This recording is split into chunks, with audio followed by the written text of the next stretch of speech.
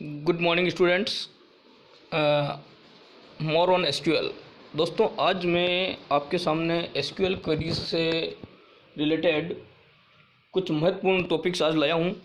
दोस्तों, आज के इस वीडियो में मैं आपको 2020 और 21 के सिलेबस के अकॉर्डिंग जो एसक्यूएल के अंदर जो क्वेरीज आपके सिलेबस में जोड़ी गई है या आपके कोर्स में है, उनके बारे में अपन बात करेंगे। और दोस्तों, ये वीडियो आपके लिए बहुत महत्वपूर्ण है, इसको आप अच्छे से देख लें कि किस तरह से हमें जो इसमें एग्रीगेट फंक्शंस के बारे में बात करें। चैप्टर का नाम यही है, more on SQL database queries using SQL.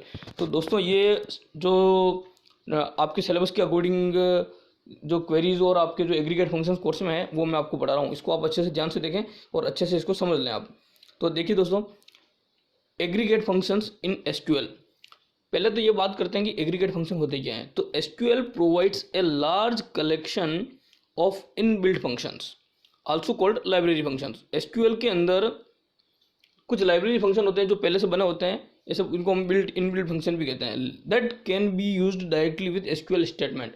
आप एसक्यूएल क्वेरी में उनको उपयोग करते हैं for performing calculation of data, ताकि आप डाटा की कैलकुलेशन आसानी से कर सकें। These functions are the aggregate function, और इन्हीं फंक्शंस को एग्रीगेट फंक्शंस नाम दिया गया है। क्या विशेषता होती है इनकी? तो the summarise the result of a query and return a single value calculated from values in a column instead of providing the listing of all above the rows। अभी समझना इसको। The summarise the result of the query, ये query के result को summarise करते हैं। And return a single value calculated from a values in a column, और ये एक सिंगल वैल्यू को रिटर्न करते हैं। ठीक है। Providing the listing of all the rows, यानी कि ये सारी की सारी डाटाबेस की या टेबल की सभी रो को नहीं देते हैं, बल्कि सिंगल रो के रूप में एक कॉलम के सिंगल कॉलम के रूप में एक वैल्यू रिटर्न करते हैं। तो वही एग्रीगेट फंक्शंस आपके कहलाते हैं। Aggregate functions help to summarize last volumes of data, और these functions results in a single value for a entire group of table. इसका जो सिंटेक्स होता है दोस्तों, कुछ इस तरह से होता है, देख लीजिए आप। सबसे पहले अपन सेलेक्ट कमांड लगाते हैं। सेलेक्ट कमांड के बाद में उस फंक्शन का नाम आता है, फंक्शन के ब्रैकेट के उस कॉलम का नाम लिखा जाता है जिस कॉलम के लिए इसको अपन अप्लाई कर रहे हैं। उसके बाद फ्रॉम कीवर्ड आता है और फिर टेबल का नाम आता है। जैसे उदाहरण के लिए एक एग्जांपल देता हूँ मैं आपको। जैसे मैंने लिखा, जैसे मान लीजिए मुझे सैलरी कॉलम है और उसका सम करवाना है और टेबल का नाम एम्प्लॉय है, तो मैं कैसे लिखूंगा? सेलेक्ट, फंक्शन का नाम सम हो गया, सेलेक्ट सम, ब्रैकेट में कॉलम का नाम सैलरी हो जाएगा। तो पूरा कैसे लिखेंगे अपन इसको? सेलेक्ट सम सैलरी, सेलेक्ट सम ब्रैकेट में सैलरी फ्रॉम एम्प्लॉय। तो इसका मतलब एम्प्लॉय टेबल के सैलरी कॉलम का आपको सम करवाना है। तो अब कुछ बातें अपन को जो ध्यान रखनी वो है, while working with standard library function. जब आप स्टैंडर्ड लाइब्रेरी फंक्शंस के साथ काम कर रहे हैं, then the following points must be kept in the mind. तो दोस्तों, आपको ये बातें आपको अच्छे से ध्यान में रखनी है। The name of the column on which the function is to be executed must be enclosed within the parenthesis. एक बात तो ये होनी चाहिए, ठीक है। कॉलम का जो नाम होता है वो फंक्शंस के पैरेंथेसिस में ही आना चाहिए। Only one column can be specified within one set of the parenthesis, ठीक है। और to use more than one function, अगर आप एक से ज़्यादा फंक्शन काम में लेते हैं, then the select statement functions are return one after the other separated by the comma. आप एक से ज़्यादा फंक्शन कोमा लगा के काम में ले सकते हैं, ठीक है। और if the same function is required to be used for more than one column, अगर आपको सेम फंक्शन बार बार हर अलग अलग कॉलम के लिए चाहिए, तो भी आप है जो इसको कोमा से सेपरेट करके वापस फंक्शन को दोबारा लिखना पड़ेगा। मैथमेटिकल और न्यूमेरिकल फंक्शन, पहले अपन दोस्तों देख रहे हैं मैथमेटिकल और न्यूमेरिकल फंक्शंस क्या होते हैं। तो सबसे पहले अपन देखिए mathematical functions perform the mathematical operations on the numeric values. The most commonly used mathematical functions are POW, mod, round, और इसके अलावा जो आपके एग्रीगेट फंक्शंस हैं जिसके अंदर आपका सम आ गया, एवरेज आ गया, काउंट आ गया, है ना, मैक्स आ गया, मीन आ गया, ये सब एग्रीगेट फंक्शंस भी इसमें आते हैं, which have been discussed in the previous chapter, but in this chapter we are using some important function। पहला फंक्शन आपका POW। दोस्तों, ये POW फंक्शन होता क्या है, इस बात को ध्यान से देखें आप। POW ये एक फंक्शन है जो पावर, जैसे 2 की पावर 5, 3 की पावर 8, है ना, इस तरह की चीज़ें को बताता है। कैसे क्या करता है देख लेते हैं अपन। POW function returns the argument raised to the specified power.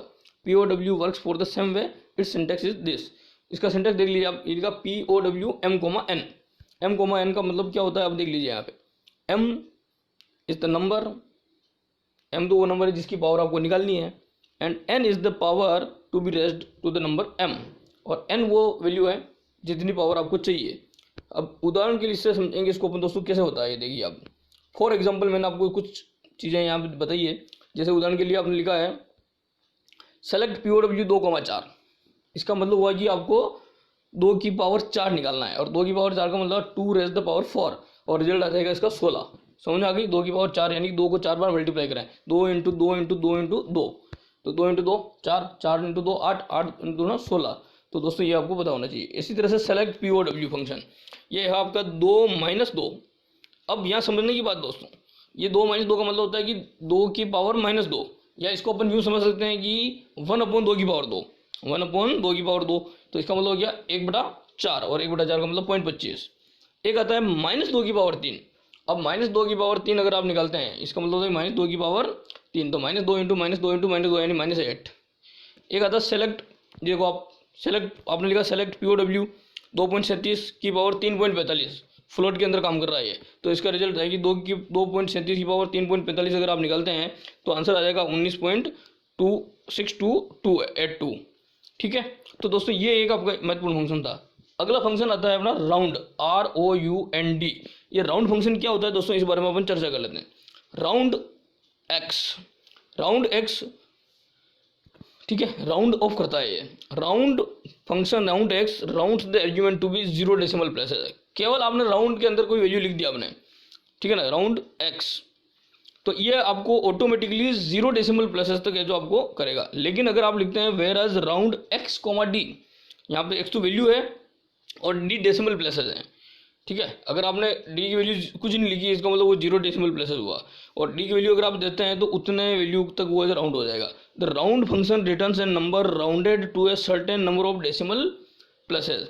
इसको समझने के लिए इसका सिंटेक्स देखिए। राउंड, सबसे पहले आता है कॉलम का नाम, ठीक है, या कोई वैल्यू, कॉलम में जो अंदर वैल्यू आएगी वो आ जाएगी यहाँ पे, ठीक है। और कॉमन डेसिमल प्लेसेस, जैसे मान लो सैलरी वैल्यू है, कॉलम का नाम आपने लिख दिया सैलरी, फिर आपने डेसिमल प्लेसेस कर दिया 2, यानी कि ये सैलरी के कॉलम को सभी रोज के लिए ये है जो 2 डेसिमल प्लेसेस तक इसको कर देगा।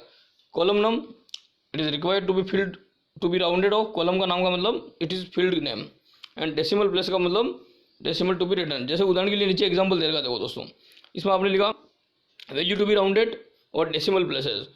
देखो नीचे जो वैल्यू दे रखी है 454.352, इसमें इन्होंने बताया है कि अगर आप 0 प्लस तक राउंड करते हैं, 0 प्लस तक, तो वैल्यू आपका आंसर आएगा 454। अगर आप 1 प्लस तक करते हैं राउंड ऑफ, तो आंसर आएगा 453.3। अगर 2 प्लस तक करते हैं तो आंसर आएगा आपका 454.35।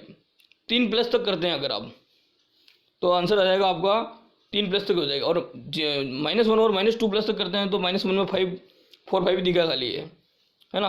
तो अब दोस्तों इसको समझने के लिए मैं बता रहा हूँ क्या है ये पूरा। Decimal place position value is rounded off to the next integer if the next number on the right side is greater than 5।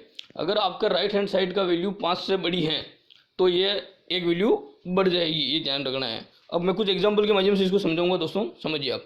Default decimal place is 0 if nothing is specified, अगर कुछ भी नहीं तो 0 है, ठीक है। जैसे उदाहरण के लिए मैंने दिया सेलेक्ट राउंड -1.23।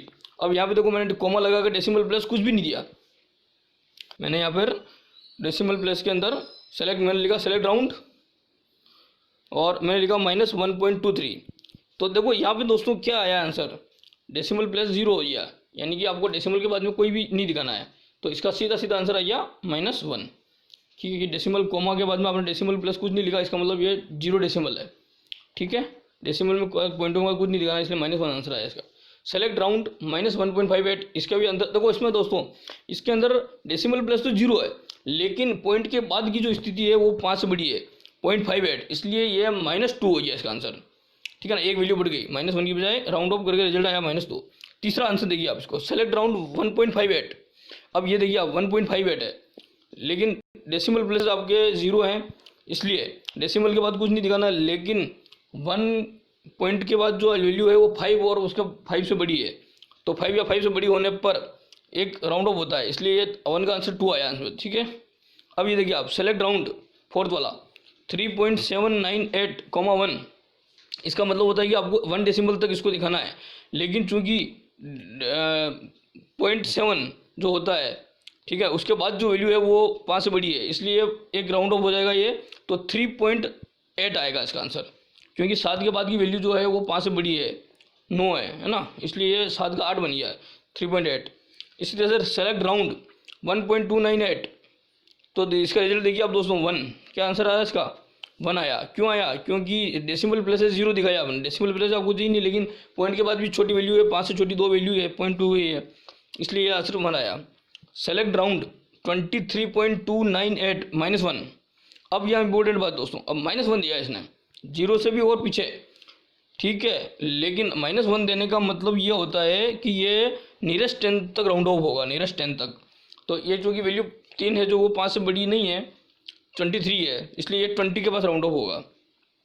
ये ध्यान रखें, if the second argument is negative, जैसे यहाँ उदाहरण में -1 आया, तो -1 का मतलब होता है कि नियरेस्ट 10, -2 आता है, इसका मतलब नियरेस्ट 100 तक, और -3 का मतलब होता है नियरेस्ट 1000 तक, ये रिस्पेक्टिवली राउंड ऑफ होंगे। कुछ एग्जाम्पल मैं आपको नीचे बता रहा हूँ, इसमें देखिए आप, ये देखिए आप, राउंड लिखा है फंक्शन, पहला वाला देखिए एग्जाम्पल, राउंड 454.352 और कॉमा लगाया 2, ठीक है, इसका मतलब होता है कि 2 डेसिमल प्लेस आपको दिखाने हैं।